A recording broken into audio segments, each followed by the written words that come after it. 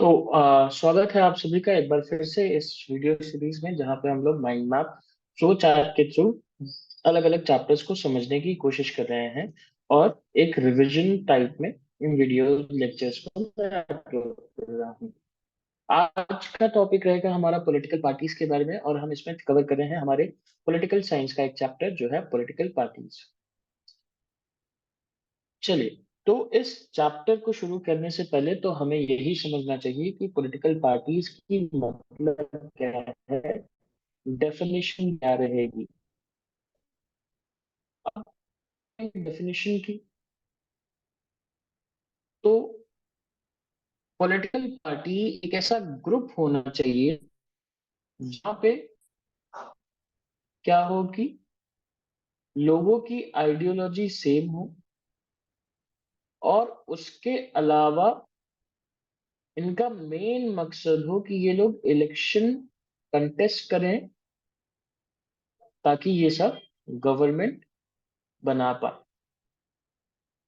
तो कहीं ना कहीं एक पॉलिटिकल पार्टी चार की टर्म्स आपको याद होने चाहिए। आपसे डेफिनेशन पूछा गया, पहला क्या कि that should be a group, all of the member of that particular group should be following the same ideology, same objective, the aim should be same, and apart from that the main objective is to contest election and to form up a government, that is political party। अब जरा समझने की कोशिश ये भी करते हैं कि जब हम पॉलिटिकल पार्टी की बात करते हैं तो कुछ डिविजन्स भी होते हैं पॉलिटिकल पार्टी में।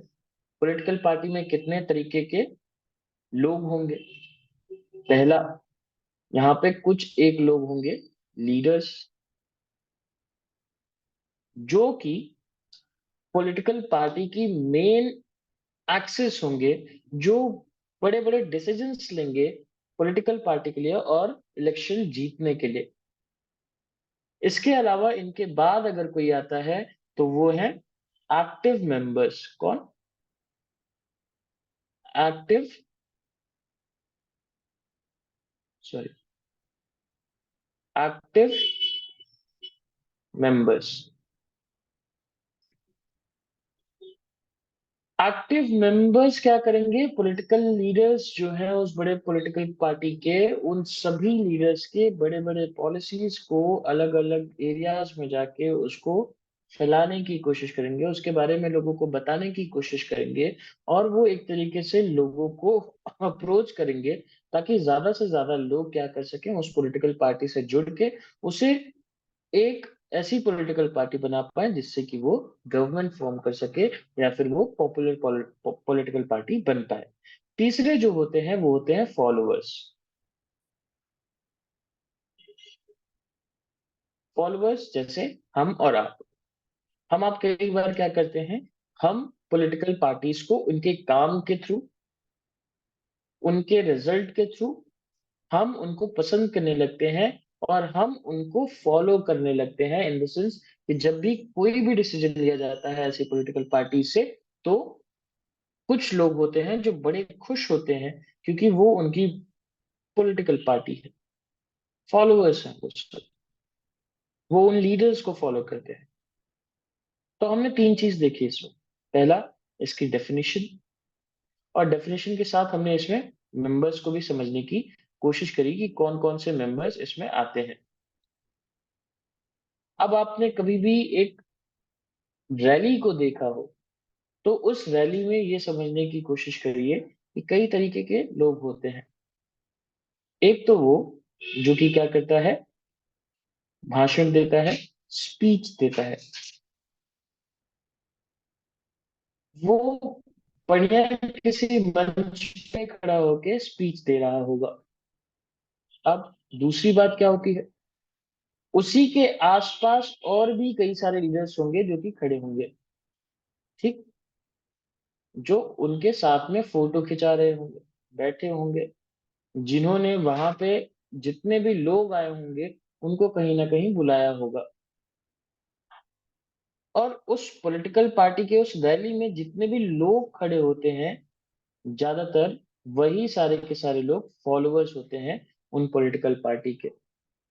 ये जो छोटे छोटे लोग हैं जो मंच पे हैं, वो है एक्टिव फॉलोअर्स, ये है लीडर, और उसके अलावा ये है इसके फॉलोअर। और ये तीनों ही मिलके अपनी पॉलिटिकल पार्टी के लिए कुछ ऐसा करने की कोशिश करते हैं जिससे कि बहुत बड़े नंबर्स में लोग उनको फॉलो करना शुरू कर दें, और फॉलो करते करते कहीं ना कहीं उनको पॉपुलर बना दें, ताकि वो सारे के सारे लोग इलेक्शंस को जीत जाए ना। अब जब हम इसका मतलब समझ चुके हैं कि पॉलिटिकल पार्टी क्या होती हैं, तो हम ये भी समझने की कोशिश करते हैं कि हमें आखिर पॉलिटिकल पार्टी की नीड क्यों है। What is the need to have any political party. अब जरा समझिए, कंटेम्प्रेरी डेमोक्रेसी क्या कहती है कि हम सभी के सब कहीं ना कहीं रिप्रेजेंटेटिव फॉर्म ऑफ गवर्नमेंट पे डिपेंडेंट है। किस पे? रिप्रेजेंटेटिव। रिप्रेजेंटेटिव कौन होते हैं? जिनको हम लोग इलेक्शंस में जिताते हैं। और जब हम रिप्रेजेंटेटिव फॉर्म ऑफ गवर्नमेंट पे डिपेंडेंट हैं, तो हमें क्या क्या चाहिए? रिप्रेजेंटेटिव्स। अब मान लीजिए एक सिचुएशन सपोज करते हैं कि हमारी पॉपुलेशन 1.4 बिलियन के पास में है, और इतनी बड़ी पॉपुलेशन में किसको रिप्रेजेंटेटिव बनाया जाए, किसको ना बनाया जाए, ये सबसे बड़ा चैलेंज होगा अगर हमारे पास पॉलिटिकल पार्टी ना है, नहीं है। दूसरा जो सबसे बड़ा चैलेंज ये होगा कि उन पॉलिटिकल पार्टीज में, मान लीजिए पॉलिटिकल पार्टी के ना होने की वजह से हमने मान लीजिए कि अराउंड 600 मेंबर्स को रिप्रेजेंटेटिव बना दिया है, बट येट प्रॉब्लम अभी भी सॉल्व नहीं हुई है कि इन 600 मेंबर में कौन किस तरफ होगा, कौन गवर्नमेंट बनाएगा, कैसे गवर्नमेंट बनेगी। ये सब कुछ बड़ा ही क्या हो जाएगा? कंफ्यूजिंग हो जाएगा, केओस हो जाएगा। तो डेमोक्रेसी कहीं ना कहीं रिप्रेजेंटेटिव्स पे डिपेंडेंट है। जितने अच्छे रिप्रेजेंटेटिव उतनी अच्छी डेमोक्रेसी। बट जब रिप्रेजेंटेटिव ही क्या हो, ना हो, तो उस टाइम पे बड़े पॉपुलेशन वाले कंट्रीज में कहीं से भी डेमोक्रेसी को बनाए रख पाना एक बहुत बड़ा चैलेंज हो जाएगा। तो इस वजह से हमें पॉलिटिकल पार्टीज की नीड है, ताकि हम क्या कर सकें? रिप्रेजेंटेटिव्स को इलेक्ट कर सकें, and they could take decisions on our behalf in the parliament. तो रिप्रेजेंटेटिव, और इसके अलावा ये रिप्रेजेंटेटिव क्या कर पाए? गवर्नमेंट्स बना पाए। बिना पॉलिटिकल पार्टी के गवर्नमेंट बन पाना बड़ा मुश्किल हो जाएगा। ठीक। तो this is the need for the political party. और इसके अलावा भी आप समझिए कि ऐसी सिचुएशंस हैं जहां पे लोगों की आवाज रखने के लिए कुछ रिप्रेजेंटेटिव्स की जरूरत है, तो वो सिर्फ और सिर्फ काम कर सकती है पॉलिटिकल पार्टी। हम आप बहुत कम लोग होते हैं जो कि कहीं भी प्रोटेस्ट वगैरह करके एक तरीके से अपनी आवाज तो गवर्नमेंट तक पहुंचा सकते हैं। बट अगर हमारी आवाज सीधे गवर्नमेंट तक पहुंचानी हो, तो वो काम ऑपोजिशन पार्टीज आसानी से कर सकती हैं। तो गवर्नमेंट को एक तरीके से उनकी पावर को अनकंट्रोल तरीके से बिहेव करने से रोक भी सकते हैं हम पॉलिटिकल पार्टीज की मदद से। अब जो तीसरा टॉपिक इसमें है, that is about the functions, that what kind of functions do they perform, कि पॉलिटिकल पार्टी के फंक्शंस क्या क्या हैं। अब ये भी समझ लेते हैं। पहला, सबसे पहला तो हमने यहीं पे देख लिया, दैट इनका मेन ऑब्जेक्टिव क्या है? To contest election. तो पहला फंक्शन क्या होगा? इलेक्शन कंटेस्ट करेंगी। दूसरा फंक्शन, गवर्नमेंट बनाएंगी।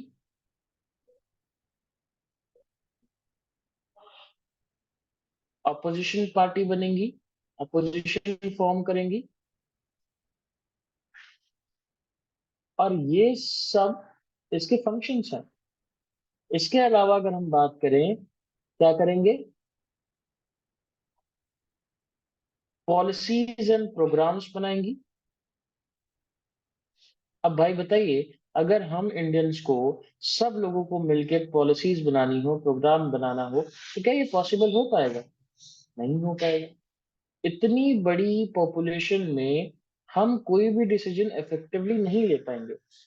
तो कोई भी डिसीजन इफेक्टिवली ले सकने के लिए हमारे पास क्या होना चाहिए, पॉलिटिकल पार्टीज होनी चाहिए, ताकि वो डिस्कशन करके, करके, कंसल्टेशन करके हमारे पार्लियामेंट में क्या बना सके, पॉलिसीज बना सके, हमारे लिए प्रोग्राम बना सके, जिससे कि हम सभी को कहीं ना कहीं बेनिफिट्स हो।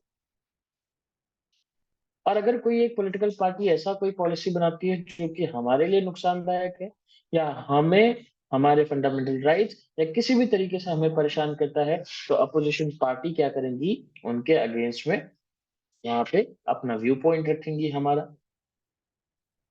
तीसरी बात, ये तो पॉलिसीज की हो गई। अब कंट्री में किस तरीके से गवर्नमेंट चलेगी, किस तरीके से लोगों को गवर्न करना है, यानी लॉज भी कौन बनाएगा हमारे लिए, पॉलिटिकल पार्टी बनाएंगी।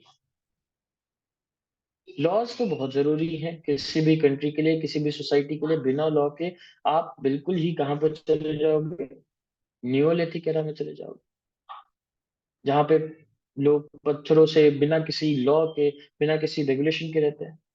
बट पॉलिटिकल पार्टीज का ये काम है कि हमें जिस भी तरीके की लॉ की जरूरत होगी, वो लॉज बनाएंगे पार्लियामेंट में बैठ के, लॉज बनाएंगे ताकि हमारी कंट्री में क्या हो सके, अच्छे से एडमिनिस्ट्रेशन पॉसिबल हो पाए। जैसा भी इनकी पॉलिटिकल पार्टी का ऑब्जेक्टिव होगा, ये उस हिसाब से लॉज भी बना सकते हैं। गवर्नमेंट बनाना, रोल ऑफ अपोजिशन फॉर्म करेंगे ये लोग। ये हमने यहाँ पे डिस्कस किया कि मान लीजिए अगर कोई पॉलिटिकल पार्टी इलेक्शंस नहीं जीत पाती हैं, तो वो अपोजिशन में बैठ के गवर्नमेंट की उन पॉलिसीज को, उन लॉज को थोड़ा सा अपोज करेंगी, जो कि सिटीजन्स के लिए हो सकता है कि वो प्रॉब्लमेटिक हो। अब इसके अलावा पब्लिक ओपिनियंस भी शेप करने का काम किसका है, गवर्नमेंट का है। तो क्या, पब्लिक ओपिनियंस, तो पब्लिक ओपिनियंस भी कौन शेयर करेगा, शेप करेगा, पॉलिटिकल पार्टी। अब ये कैसे होता है, आपने देखा कि एक टेलीविजन चल रहा है, और उस टेलीविजन में अलग अलग पॉलिटिकल पार्टी के लीडर आके अपनी अपनी पॉलिटिकल पार्टी की बातें शेयर कर रहे हैं, और उसके थ्रू, उस इंफॉर्मेशन के थ्रू जो व्यूअर्स होंगे, वो भी किसी न किसी तरीके से अपने आप का एक ओपिनियन डेवलप करेंगे। जो भी पॉलिटिकल पार्टी उनको सही लगेगी, वैसा ही उनका एक ओपिनियन होगा। और इस वजह से जो पॉलिटिकल पार्टीज हैं, उनका एक काम और हुआ कि वो पब्लिक ओपिनियन शेप करेंगे। आप कभी भी अगर आप किसी भी फंक्शन में, किसी भी सोसाइटी में जाके बैठिए, तो आपको वहां पे जितने भी बड़े बुजुर्ग लोग बोलते हुए मिलेंगे, वो ज्यादातर क्या होते हैं, एक्चुअली में वो कौन है, उनका सोर्स ऑफ इंफॉर्मेशन यही है, या तो वो टेलीविजन से सीख के आए हैं, या तो वो व्हाट्सएप से सीख के आए हैं, जहां पे पॉलिटिकल पार्टी के मेंबर्स अपने आइडियाज को प्रोपगेट कर रहे हैं। तो पब्लिक ओपिनियन ओपिनियंस को शेप करने की रिस्पॉन्सिबिलिटी भी किसको दी जाएगी, पॉलिटिकल पार्टीज को, या ये उनका फंक्शन ही है। अब जैसे कोई एक लॉ बनाया जो कि गवर्नमेंट ने हमारे अगेंस्ट में है, तो जो अपोजिशन पार्टी होगी वो अलग अलग लोगों को अप्रोच करेगी, या लोगों को अप्रोच करके ये बोलेगी कि नहीं, ये लॉ तो हमारे लिए बहुत खतरनाक है, या जो भी है, एक पूरा का पूरा प्रोसेशन उसके अगेंस्ट में निकाल सकती है। और इससे पब्लिक ओपिनियंस भी शेप हो जाएंगे। पब्लिक क्या सोचेगी किसी भी पॉलिटिकल पार्टी के बारे में, ये भी पॉलिटिकल पार्टीज ही तय करती हैं। अब इसके बाद एक और चीज, कि हमारी कंट्री में ज्यादातर सिचुएशन में हम देखते हैं कि गवर्नमेंट्स वेलफेयर स्कीम्स भी चलाती हैं। ठीक, ये इंश्योर करना कि वो वेलफेयर स्कीम सब जगहों पे पहुंच पा रही हैं, हर लोग उसका फायदा उठा पा रहे हैं, ये भी काम किसका होगा, पॉलिटिकल पार्टीज का। अब मान लीजिए प्रधानमंत्री आवास योजना बनी, ग्रामीण आवास योजना, शहरी आवास योजना, और इसके थ्रू क्या हो कि लोगों को पता ही ना हो, तो पॉलिटिकल पार्टी के मेंबर्स ही अलग अलग एरियाज में जाके उन फीचर्स के बारे में या उन पॉलिसीज के बारे में लोगों को बताएंगे, ताकि लोग अवेयर हों और उन वेलफेयर स्कीम्स का फायदा उठा सके। अब रही बात नेसेसिटी की, तो नेसेसिटी आप खुद समझिए कि अगर पॉलिटिकल पार्टी ना हुई तो इलेक्शन कौन कंटेस्ट करेगा, गवर्नमेंट कौन बनाएगा, अपोजिशन कौन बनाएगा, पॉलिसीज एंड प्रोग्राम कौन बनाएगा।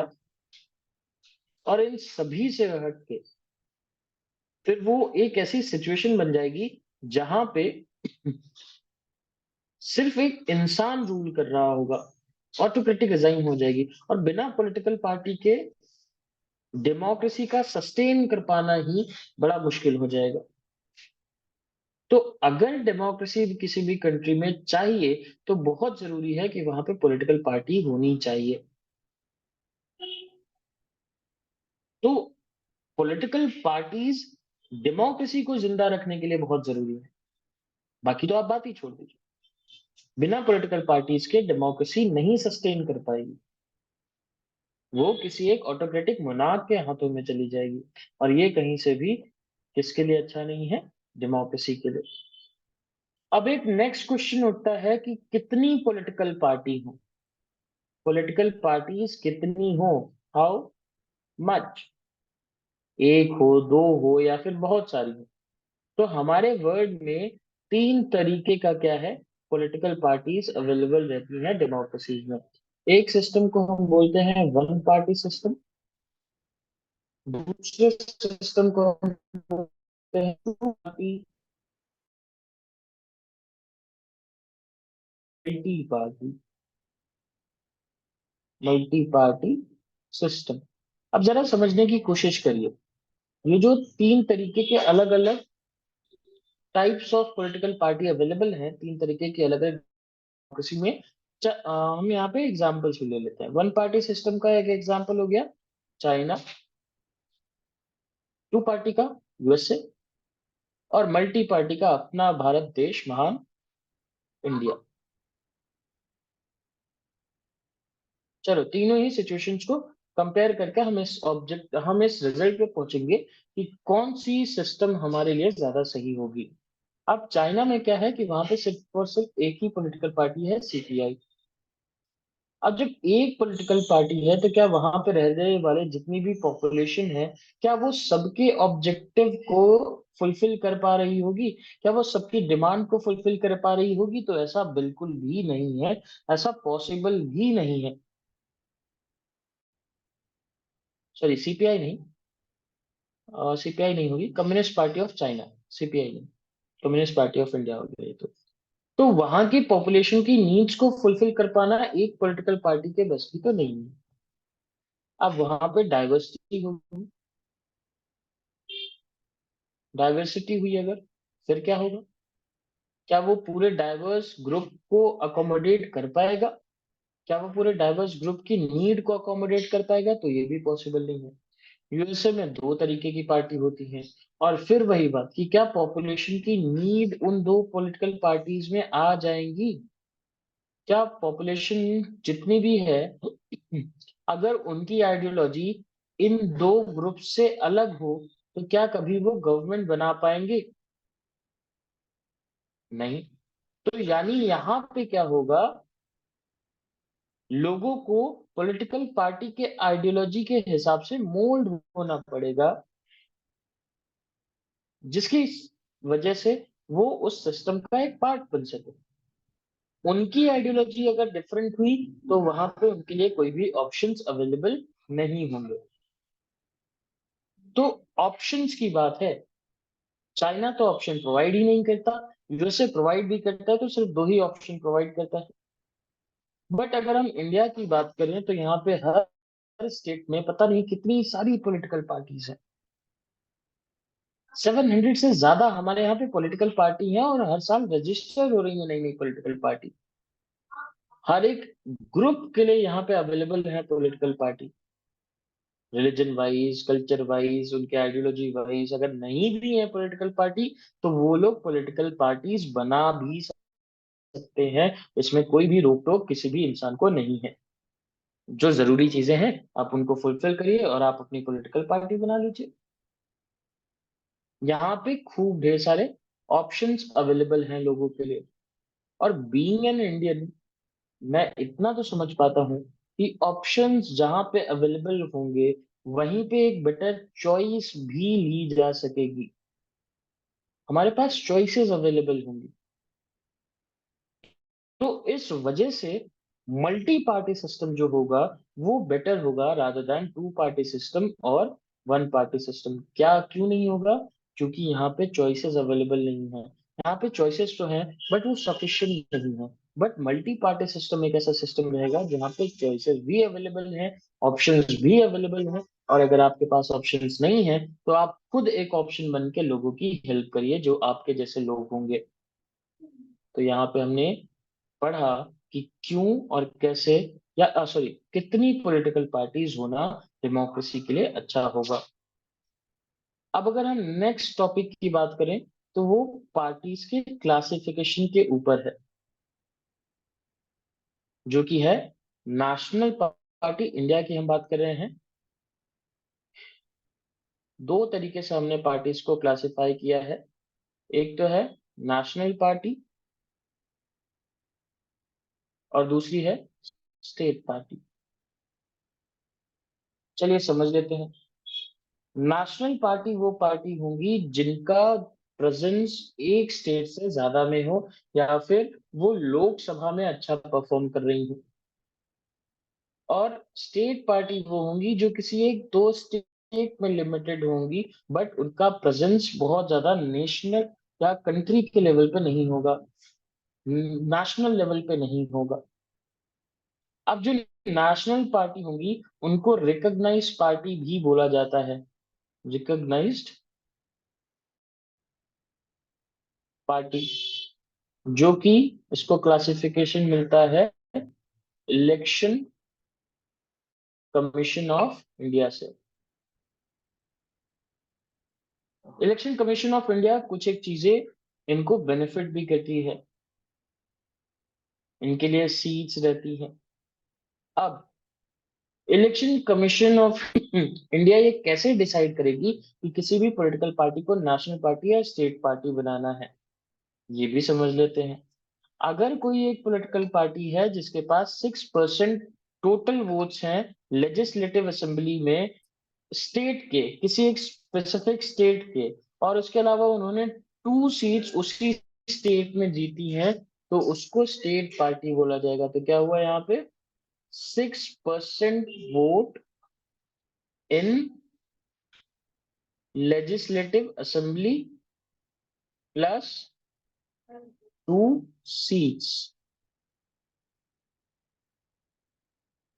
अगर ये दोनों क्राइटेरिया मैच होते हैं किसी भी पॉलिटिकल पार्टी ने मैच किए, तो वो स्टेट पॉलिटिकल पार्टी क्लासिफाई कर दी जाएगी। या अगर मान लीजिए किसी पार्टी ने 6% वोट टोटल किए, 6% वोट इन लोकसभा या फिर असेंबली इलेक्शंस में, यहाँ पे एक और का ऑप्शन इनको मिलेगा कि असेंबली इलेक्शंस में इनके पास में क्या हो, 4 सीट्स हो। कितनी सीट्स? 4 सीट्स। ठीक। और इसके अलावा इनके पास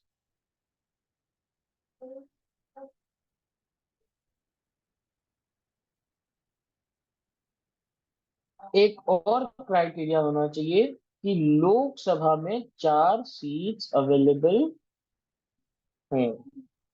सॉरी, हाँ, लोकसभा में या तो ये 6% वोट लेके आए, या तो असेंबली इलेक्शन में 4 सीट इनको मिली हो राज्यसभा में, या फिर लोकसभा में इनके पास 4 सीट्स हो। तब जाके कोई भी पॉलिटिकल पार्टी क्या क्लासिफाई करी जाएगी? नेशनल पार्टी क्लासिफाई किया जाएगा। ये जो है असेंबली इलेक्शन और 6% वोट का, ये और में रहेगा। इन दोनों में से अगर कोई पॉलिटिकल पार्टी एक को भी फुलफिल करती है और उसके पास 4 सीट्स हैं लोकसभा में, तो वो क्या कर सकती है? नेशनल पार्टी के लिए क्लासिफाई हो जाएगी, जिसके बाद उसको कुछ एक बेनिफिट्स भी मिलने लगेंगे। अब हम नेक्स्ट वीडियो में डिस्कस करेंगे कि नेशनल पार्टी, स्टेट पार्टी कौन कौन सी मेजर है इंडिया में, और उसके अलावा पॉलिटिकल पार्टीज के चैलेंजेस क्या हैं, पॉलिटिकल पार्टीज को रिफॉर्म कैसे किया जा सकता है। ये कुछ एक चीजें हम लोग नेक्स्ट वीडियो में डिस्कस करेंगे। तब तक के लिए आप बने रहिए इस यूट्यूब चैनल से, समझते रहिए चीजों को और देखते रहिए। लेट्स स्टडी, अपने एग्जाम की तैयारी अच्छे से करते रहिए।